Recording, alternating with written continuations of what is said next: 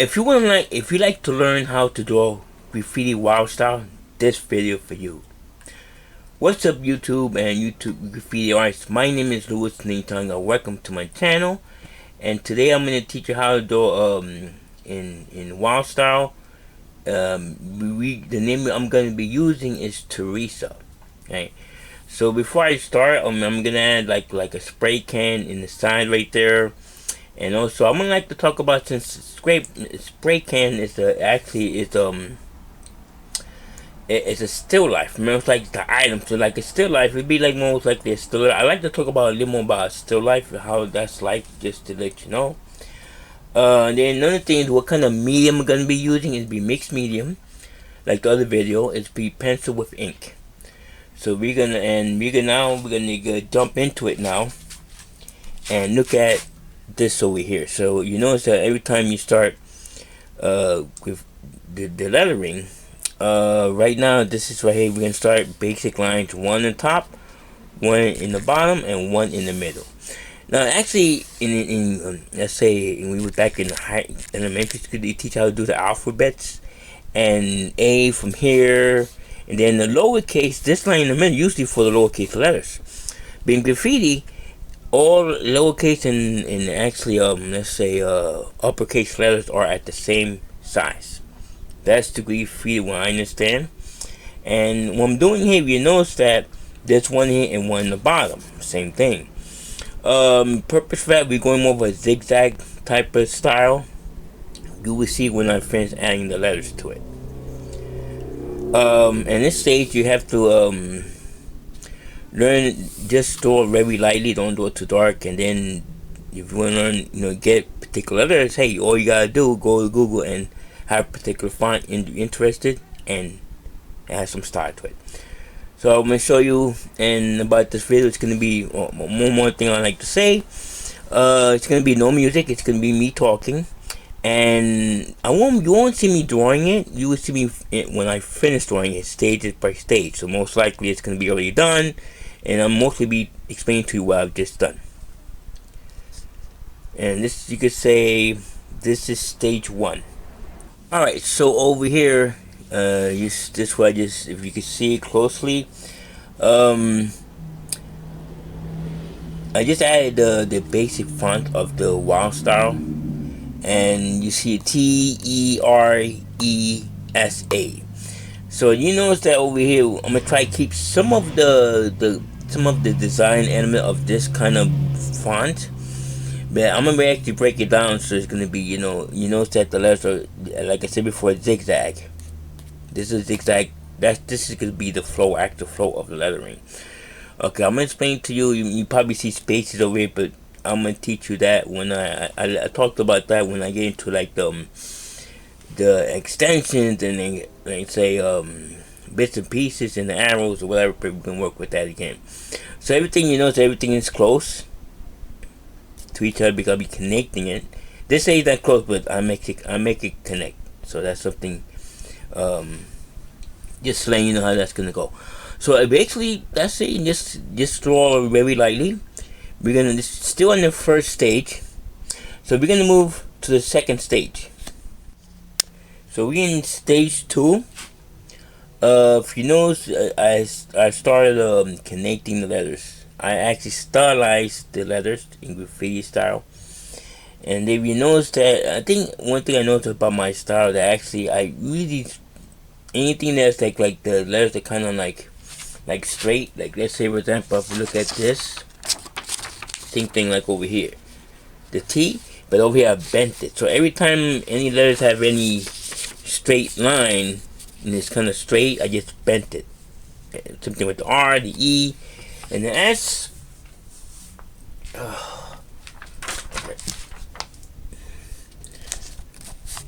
The S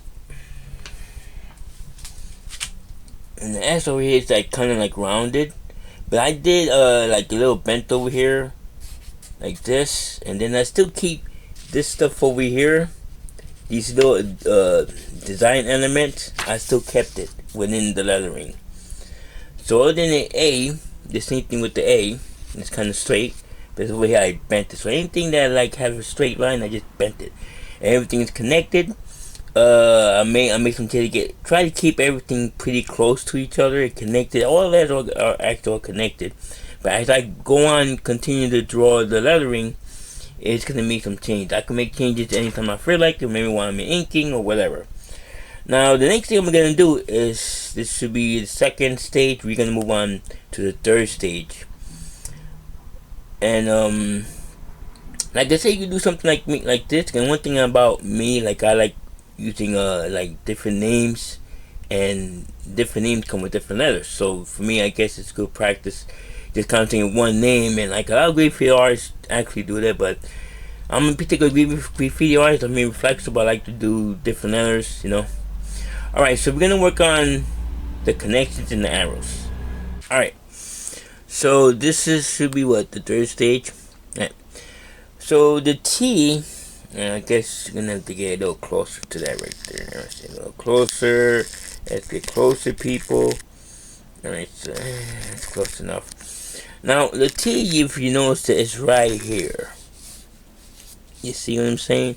And one thing I have to say, that let's say this part over here, every time you get to a part that you want to bend it, make sure this connects to each corner. Same thing, all letters, right? Same thing with the E over here. That's connected and this connected. So basically everything is like in proportion. Now over here, like I said before, like you've seen the second one, second stage, that all about the negative space. So if you look close in all the lettering, that I have something like bits and pieces, little arrows equals to little extensions. Alright, and the A over here, it's the A, this is the S right here. We have the R and the E and the T. Okay, so we actually alright, so over here, I could really say that, you know, just it could little arrows, you know, they could little extensions. But one thing I think, well, I like to make it clear, that look for any negative space between the lettering, and add little pieces, little extensions, something similar to mine, to be creative when it comes to that. Okay, so that's about it so far. As it's gonna be a little complicated, but once you do the inking stage, it's gonna really stand out. Probably I'll try to explain that to you some more. So we're gonna work on the perspective. Alright, so over here, if you notice, there's a viewpoint to get, like I want to give it like a 3D dimensional effect, and like block letters. So now in this technique that I'm also using is a perspective drawing. So you see this dot over here, this is the viewpoint. So you take a ruler and then align it to all the corners of the lettering, right? So just align each one, yeah, like this. Any line, just for any letters over here, connect every corner up to the viewpoint. Now you got lines coming this way, so that's gonna show how thick you want. You can go thick as you can. I decided to go this far. So you see that it's like a box, you know what I'm saying? We're looking at it from a bird's eye view, looking up, looking down, actually the top of this lettering here. Of course, I'm gonna add some lines over here, but I want to show you that it will take too much time. Well, I mean, in the inking process, it's like connect every corner and make like a box form. Okay. Now, keep in mind, there's different kind of perspective. We got 1, 2, and 3-point perspectives. If you want to learn more about perspective, go to YouTube video, check out perspective drawing, how to draw perspective. Okay. All right. So what I'm gonna do next now, we're gonna work on this order lettering. I'm satisfied with a half. All right. So we're gonna work on do a spray can, but I like to talk to a little more about still life drawing. It's be pretty short. Okay, this I think should be stage 3. I think, no, stage 4. All right, now we're gonna teach you a little bit about what is still life. Still life is a subject in fine art that is objects, and still life is just basically objects together. Now, one thing about still lifes, that it could be anything. Say for example, a fruit bowl or pots of pans together. It's just objects together. But then again, if you have this space over here, make sure it's best to sketch like let's say sketch it out, just the shape within, just the shape, and make sure it actually fit in the page or canvas. And what happens is that, you know, once you have knowledge of that, sketch it out. And then one thing about objects, that make sure which object is in front of each other, right? So let's say from this ball in front of this cube, right? You could tell by just by looking at it, everything is like, now you could tell this in front of that, and then this is away from each other, and like that, right? You can make sure you give it form. If it's rounded, you can tell it's a cone. This is like a box. You can see another box here, bigger box, small box. And one thing about let's say still lifes is have different shapes. It makes it more interesting. You know what I'm saying? All right. So we got the perspective, like something I just showed you right now. Get into that before. That's one of the first things they teach you in art. They just work on. They give you still lifes to work on. And then we have the shadow, which the light source that comes from the left side, and then you get shadows on the right side, right? Okay, so this casts a shadow. If you could just take a corner of the artwork, paper, canvas, and just go this way with the perspective, that's another perspective thing. And then you get the shadows from here, right? Okay, now, this casts shadow because this cat over here, it casts some of it over here. Okay, and now we got the perspective. But one thing about perspective, the horizontal line in somewhere in the top somewhere. So this protect 2-point perspective, like I talked about before, 2 viewpoints over here and over here, right? So you just cross them out. But again, just look at the YouTube videos and find out. This is one perspective right here. All right. So basically, and then we got texture, right? So this could be a metal ball, wooden ball, fur, you know, but that's something I guess you should take this out on drawings and paintings about creating texture for objects. All right, here we have the spray can, right? All right, so the spray can in my mind, I just did this off of my head. So this spray can is just very stylized, and then this over here is actually rounded, because if we're looking at this spray can from the worms that we're looking up, so anything that is up that way is going to be kind of like rounded. All right, so what I'm going to do now, work on the spray can. Now we're going to start getting to the inking stages now. That's going to be what do you call it, stage 5. So I'm going to start inking now.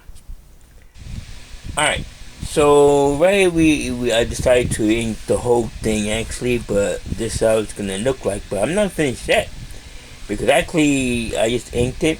I use only in like a thin point, and later on this is like thick, and then later on it's gonna be thick and thin to thick. I'm gonna teach you a little bit. I'm gonna talk to you a little bit more about that. And one thing you have to know is that, I don't know if you can see it or not. I mean, there was a spray can right there, and some of the pencil marks I left, like right here with the lettering. There's some like, maybe to get a little bit closer. Let's see. I don't know if you see it. Okay, you see some of these marks over here? I decided to leave it because it's giving like texture, right? So you can do whatever you want when it comes to like any media, just whatever idea you find.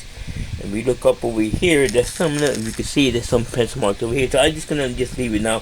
The rest of the drawing, I erased all these little pencil marks from the perspective drawing. Okay, I erased that, I don't need it. So what we're gonna do now, ink it again, but be leaving thick to thin, couple details here and there, and then I'm gonna work on the 6th stage, which is penciling. Keep in mind that which is pen, ink, and pencil. Alright, so this is I think the stage 5. Yes, that's right, stage 5. You notice that one was thick to thin. Now it's thick right now, so you notice that compared over here, the character right here, spray can, is thick to thin. So I have a pen that has a very flexible pen, so you just thick to thin, so you can give you more variety, right? Like this over here. Right now I got this. Now this the line too much. That line too much thicker, so the purpose that it stands out more, it's more into the foreground compared to the spray can. If you notice that, that's the way it looks like. Now inside, into the details, it becomes much thinner, thin a couple pieces, just to give it more variety, right? So let's look much better with the line weights. This is quite so. Okay, there's a couple of techniques like this, all these cross hatchings, something you learn in painting, drawing, right? So what I learned from fine art, I apply to my graffiti, right? So if you want to learn more about, I think the base pen, since the ink is black in the ink, I have different pens that have different pen thin points, and some are thicker, so I work a combination of those. So if you want to learn more about inking, just using pen and ink, check out the YouTube videos on painting, drawing, or comic book inking, which is pretty cool because that's how you learn about the line ink and everything. I think something about line weights is help like the thick lines bring the subject in the foreground, and the objects in the background become thinner, right? Alright, so I'm gonna work on the 6th stage, which is the pencils, and we take it from there. Alright, so here it is in terms of the penciling, and since it's a mixed media, this is pencil with pen and ink. And you notice that over here I added the light source coming from the right side, and we have the shadows on the left side. And in terms of texture, I mean, it's gonna be something like sort of metallic look to it, so I give it these kind of textures here. Now if you look over here, just like the spray can press, and then you have the little spray coming on top of the lettering. And what I did at first, I did pencil first, and then went over with a smudger, just smudging it out to give it more like a faded out look, spray look. Okay. Alright, so over here the lettering, over here, like when you look at the shadows, I actually filled it in.